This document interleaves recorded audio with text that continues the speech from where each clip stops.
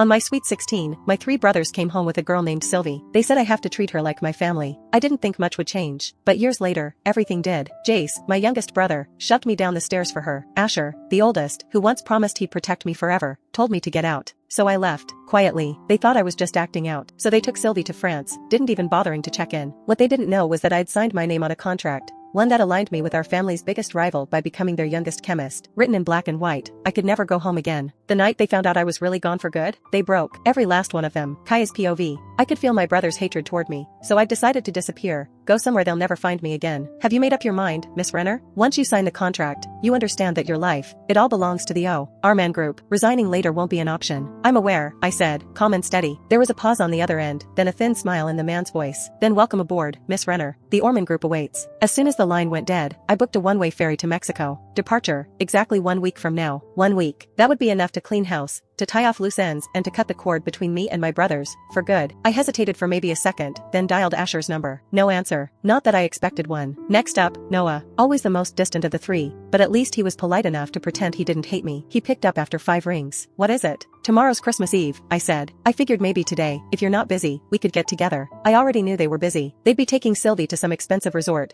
same as they'd done every year since she showed up on my 16th birthday and turned our family upside down. Noah didn't speak for a long moment. I've got everything ready. All you have to do is show up. I even made Sylvie's favorite cream cake. The sneer in his voice was instant. You've got some nerve bringing her up. After everything you put her through? She's still in the hospital. Sprained ankle, fever. Right. The pool. Sylvie had fallen in, and because I'd been the one standing closest, all 3 of them assumed I'd pushed her, even after both Sylvie and I told them I hadn't. I ignored his accusation. Then I'll bring the cake to the hospital. No trouble. I'd never extended an olive branch like this before. Normally, I'd hang up the second someone mentioned what I'd put her through. But this time was different. I was leaving. And before I disappeared for good, I needed one proper goodbye. Even if it was just for me. A faint voice came through the receiver. Sylvie, is that Kaya? I heard something about cake. She made you one, Noah said stiffly. Said it's the kind you like. Ow, that sounds nice. Kaya always makes the best cake, Sylvie said, sounding like a kid at Christmas. I can stop by if you want the cake, I said softly. Noah didn't say yes, but he didn't say no either. I took the silence as a green light and hung up. I hailed a cab, went straight to my apartment, and retrieved the cream cake I'd made this morning. I boxed it up neatly, tied it with a bold red ribbon. By the time I reached the hospital, it was just past 6. Sylvie's suite looked more like a luxury hotel than a medical room, complete with kitchen and dining nook, but only 4 chairs. I already knew which one wouldn't be for me. Sylvie lit up when she saw the cake. She even insisted on sticking a candle in the center and making a wish before blowing it out. Then she cut a slice, took one bite, and her entire face lit up like a sunrise. So sweet, so perfect. Sylvie beamed. I smiled but didn't say a word. Just cut myself a sliver of cake, grabbed a fork, and drifted to the F.A. I'll eat over here. Jace threw me a look sharp enough to draw blood.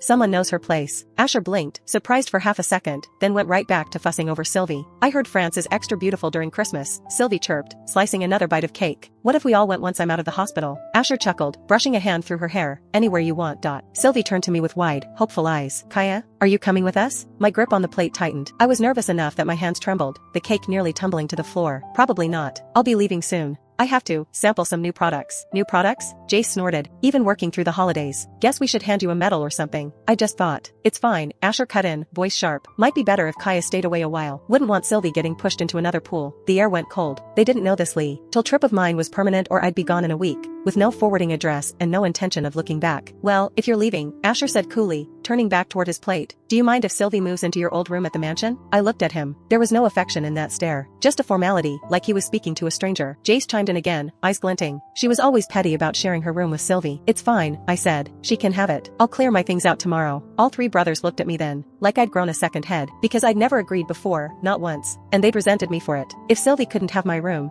their golden girl had to settle for the guest suite. Asher narrowed his eyes. Don't agree to things that you will change your mind about it later, Kaya. I'm not, I said quietly. I've just come to terms with a few things. It's better if Sylvie takes my room. That way, you can I'll take care of her properly. Asher's lips curled into a frosty smile. Jace rolled his eyes. Noah stayed silent, staring down at his untouched fork. The rest of the evening slipped by in a blur. Sylvie announced she was tired. That was my cue. I picked up my purse, stood, and gave them one last look. For a second, just one, I felt the sadness I'd been holding down for years crack open inside me. Once, I'd belonged here. I'd been cherished, loved, held. Now, I was just a guest. One who'd overstayed her welcome. Bye, I said. None of them replied. Kaya's POV. Outside, the city streets were glittering with holiday cheer. Couples held hands. Kids carried candy canes. Every passerby seemed to be heading home. Home. That word didn't mean much to me anymore. I kept walking. No destination. Just moving. Somehow, my thoughts drifted back to that night, when the call came about our parents. Plane crash. Routine business trip. Gone. I'd cried myself to sleep on the living room floor. When I woke, three of my brothers were curled around me like a fortress. Asher, brave and gentle, had held me tight and whispered, "Don't worry, Kaya. You still have us. You're never alone." I wondered if that version of Asher would even recognize himself now. The sister he'd once sworn to protect? He'd thrown her out like she never mattered. 1 week. That's all I had left. Then I'd be gone. I hope my brothers can be happy about it. It was not like they wanted me to be her anymore. I was always the smart one, top of my class, genius level in chemistry and physics. While my classmates lined up for jobs at Fortune 500s, I didn't bother. I went home. The Renner family business didn't exactly make Forbes lists. We dealt in drugs, the kind that didn't come with a prescription. And me? I was the youngest chemist in our entire operation. My job was simple. Develop new products that could flood the market and rake in the cash. My brothers never saw the value. To them, being a chemist was a support the muscle, the deals, the money laundering, that's what really mattered. What good were formulas if no one was moving the product? They never understood that without me, there'd be nothing to sell. But I had 1 foot out the door, and a week left to tie up loose ends. That meant finishing the final product tests in the lab. I buried myself in formulas, flasks, determined to leave with my work complete. By the time I peeled off my gloves and left the lab, it was well past midnight. Then I remembered, I still hadn't cleared out my old room at the mansion. I hadn't lived there for years, but I'd never officially moved out either. My things were still tucked away in drawers and closets. I slipped into the house like a ghost, taking the back stairs up toward my room. "You look more like a thief than someone who used to live here," came Asher's voice, low and flat behind me. I turned. "Sorry," I said. "I'm just here to clear out my stuff." He folded his arms, staring hard. "You said the other day you were heading out to test new products. Where exactly are you going?" My eyes flicked behind him. Sylvie had crept out of the shadows, watching me with innocent curiosity. "Just the old lab in Cuba," I said smoothly. "Nothing major." "Good." He nodded once. "Do your job well." He turned to go. Sylvie hesitated. "Kaya," she whispered, her voice low enough that only I could hear. "How long will you be gone?" "A long time." I watched her face brighten like I'd handed her an early Christmas gift. Asher glanced back. "Sylvie, is Kaya bothering you again?" "No." She shook her head, too fast. Then she turned to me with wide eyes and a syrupy smile. "I just don't want Kaya to leave. And I can't stay in her room. Please don't move out." "Don't worry," I said quietly. "I won't ask for it back." Jay strolled up the staircase, arms crossed and smirking. "Wow, so dramatic. If you're really leaving, maybe just leave. Spare us the monologue." I didn't answer, just turned and walked into my room. The second I stepped inside my bedroom, the truth hit hard. My childhood sketches were still on the corkboard. A faded family photo sat on the desk. In the corner, my pink tulle princess dress from my 7th birthday, still preserved in plastic like it meant something. I swallowed hard and got to work. No time for tears.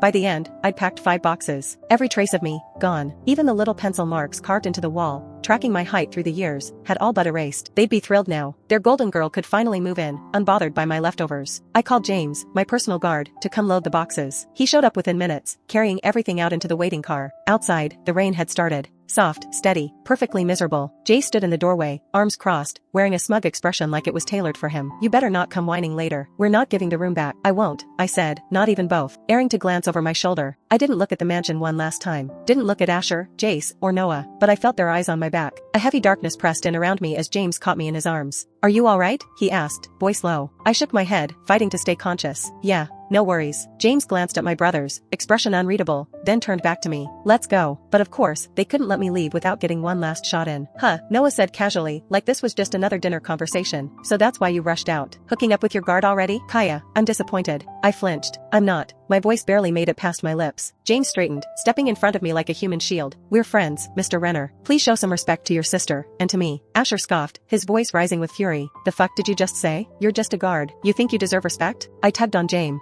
sleeve, my fingers curling around the fabric like a plea. Don't fight them. It's not worth it. You'll only get hurt." James looked down at me, and the pity in his eyes hit harder than any insult ever could. It lanced right through me. "Alright," he murmured. "It's not like they matter anymore. We'll be gone." "James," I snapped, yanking him toward the truck. But it was too late. Noah's gaze sharpened. "Gone?" he echoed, calm as ever. "What does he mean, gone?" "Nothing," I said quickly. "He's just talking about my trip. I'm bringing him along." There was a flicker in his eyes, like he wanted to say something more. Like maybe, just maybe, he wanted me to stay. Or maybe I imagined that. After all, why would he want me here? They'd forgotten I was ever part of this family.